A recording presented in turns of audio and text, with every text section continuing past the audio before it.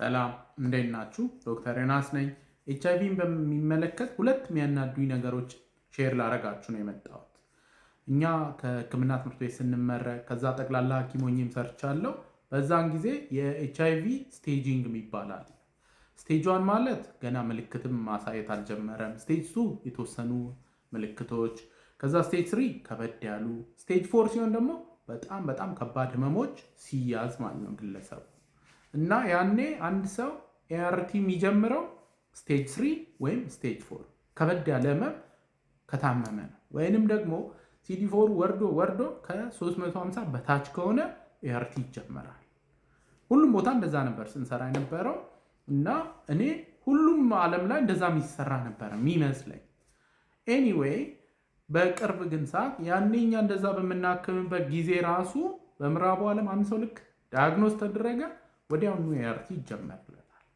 አንድ ሰው ወዲያውኑ እንደተጀመረለት እንደታወቀ መድኃኒቱን ከጀመረ እንደ ኖርማል ህመም ነው፣ በቃ እንደ ኖርማል ሰው ማለት ነው የሚኖረው።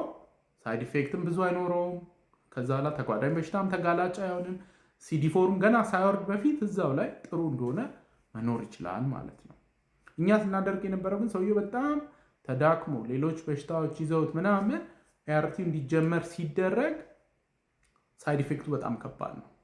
ከዛ ደግሞ ለወደፊትም በቃ ሲዲ4 ኦልሬዲ በጣም ዝቅ ያለ ስለሆነ ወደ ኖርማል ከፍ ወዳለ ደረጃ ለመድረስ በጣም ጊዜ ይወስድበታል። ስለዚህ ግለሰቡም ይሰቃያል፣ ቤተሰብ ይሰቃያል እና ሰዎችም ደግሞ የጤንነታቸው ሁኔታ ጥሩ እንደሚጠበቀው አይሆንም ማለት ነው። አንድ የሚያናደኝ እሱ ነው።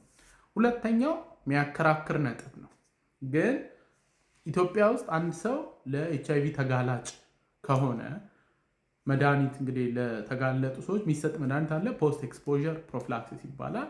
እንዳይተላለፍ የሚያደርግ ነው። ለ28 ቀን የሚዋጥ ኪኒን አለ እና ኢትዮጵያ ውስጥ ግን ይሄ የሚቻለው ለጤና ባለሙያ ብቻ ነው።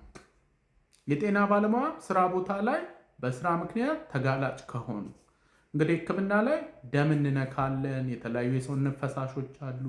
ከዛ ደግሞ ቀዶ ጥገና ስንሰራ ምን ስንል መርፌ ራሳችንን ይወጋናል ወዘተ እና እንደዛ ከሆነ ከዛ ያ የነካን ደም ምናምን ታካሚው ፖዚቲቭ ከሆነ የጤና ባለሙያው እንዳይተላለፍበት ቢነካካም ራሱንም በመርፌ ቢወጋም ወዘተ ለ28 ቀን ፖስት ኤክስፖዠር ፕሮፊላክሲስ ይወስዳል።